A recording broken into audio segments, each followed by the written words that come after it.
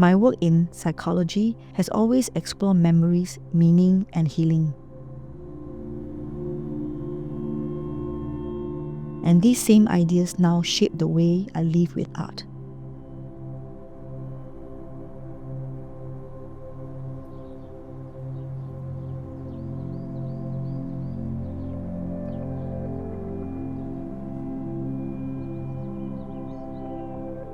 The first thing you see towards the entrance of the house would be the mural. It was quite startling, because back in those days, you wouldn't get to see such art.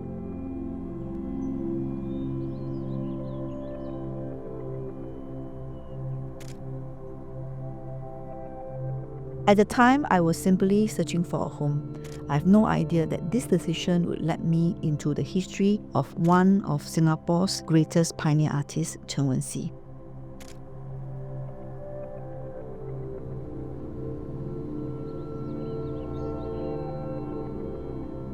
Chen came to Singapore in 1949. Then, in 1958, he settled down at 5 Kingsmead Road because of the environment and atmosphere.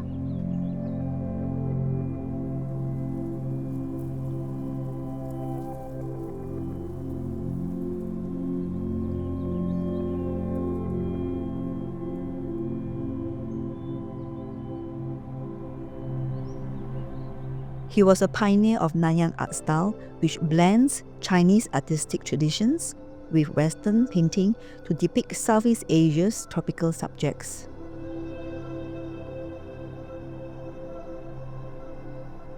He was ahead of his time and constantly experimented with different styles from Fauvism to Cubism.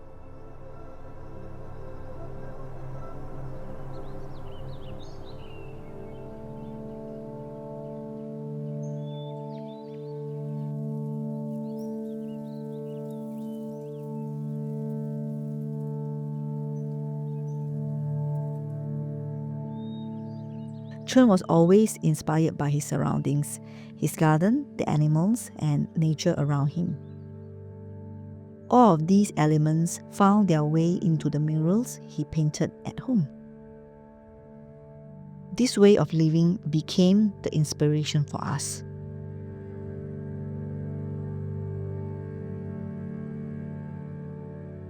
We decided to preserve the two murals and build our new home around it, as a small bridge between art, architecture, history, and our everyday life. By repositioning it to face the public, people can see and learn a little more about the artist and Singapore's art history.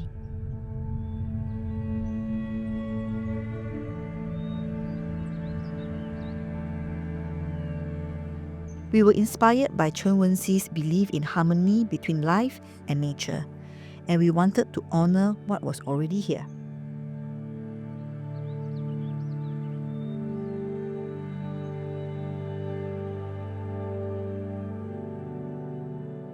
So with the idea of simplicity, we use mainly concrete, which gives a sense of lightness.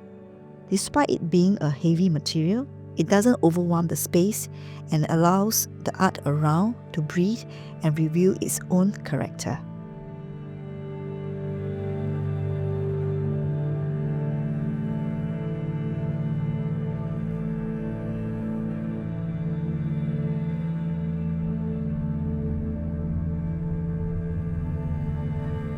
To create a subtle bridge between nature and the architecture, and to keep the organic energy present in the space, the architects created windows with garden spaces that almost seems like a picture window, which frames different views and landscapes that resonate with the artwork. At the same time, it almost feels like they are living artwork on their own. Although the house is surrounded by nature, there isn't space for a traditional garden, so the garden is drawn through and into the house itself, forming an open courtyard that can be seen from every levels, gently connecting the common and private areas above. This allows the light to spill deeply into the house while also forming pockets of greenery.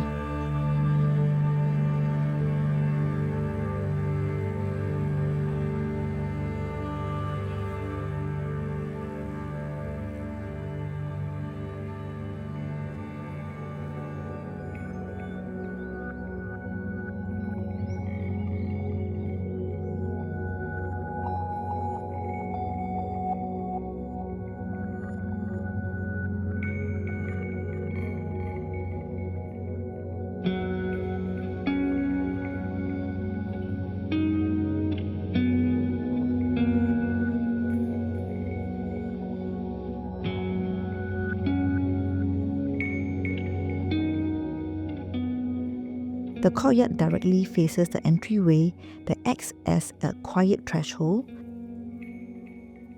We use grey terrazzo for the flooring to ground the space with a tactile feel, while the odd-form concrete walls carry subtle patterns from the casting process, with grey stucco ceiling adding a sense of depth and softness.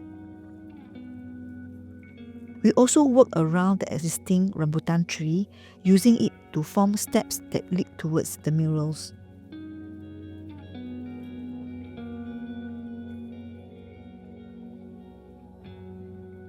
Some of Chen's most well-known works feature gibbons, which he used to keep in his garden. This is one of the paintings that were created from his close observations of them. What's fascinating is how the gibbons from the artwork are reflected into the courtyard as if they are alive.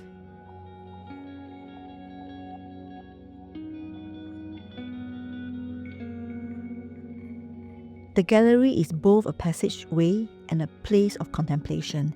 It features Chen's two original murals, one facing the gallery and another in the dining area. During the reconstruction, we reoriented the mural to face the main road. When it was originally hidden from view, now the large window allows the public to see and also let light flow into the dining area. This heron piece is a fine example of Chen's abstract art, where he breaks from realism and pushes boundaries of traditional Chinese ink and color paint with bold and modern visual language.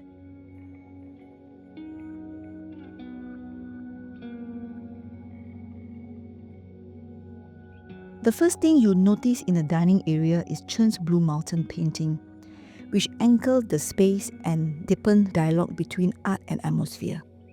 It's a modern interpretation of traditional Chinese sanshui painting, capturing the essence of nature through brush and ink.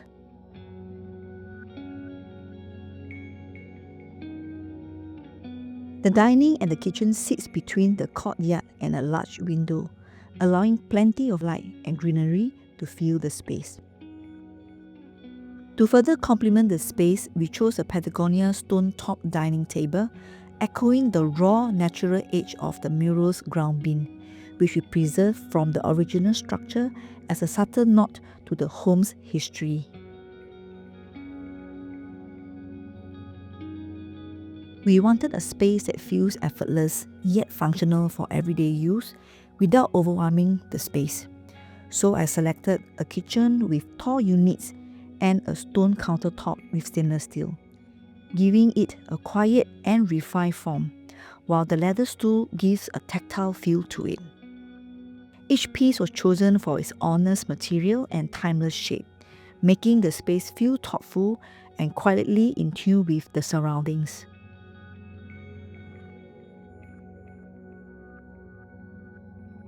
The corridor acts as a connecting gallery, linking the dining and the living areas, as well as the private space above.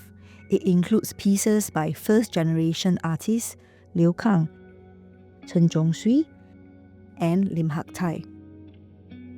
Displayed alongside with second-generation artist Lim Yu Kwan, together, these works form a visual dialogue that links to Singapore's art history.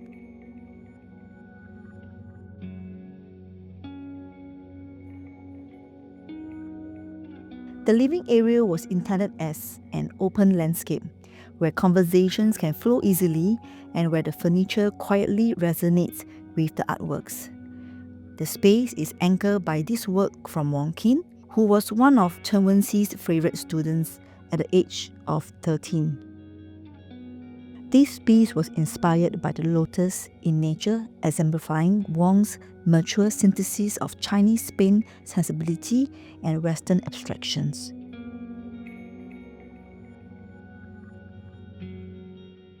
Chen's belief in the harmony between people and nature was a constant reference point throughout the design. This translates to the abundance of natural light, views towards nature, and the use of raw tactile materials. It became less about redesigning the space and more about allowing it to breathe and reveal its own character.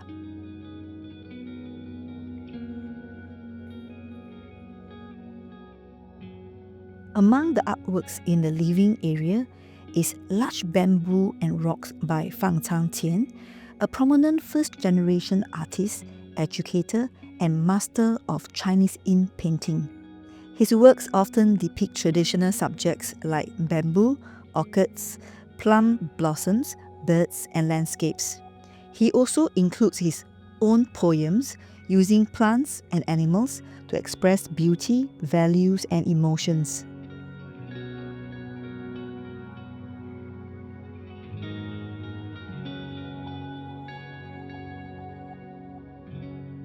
Quietly sitting in a corner is a sculpture by Lim Su Ngi that we commissioned. It was constructed from the original rambutan tree trunk in Chen's garden. It had to be air dry for 2 years before we could cut it into parts.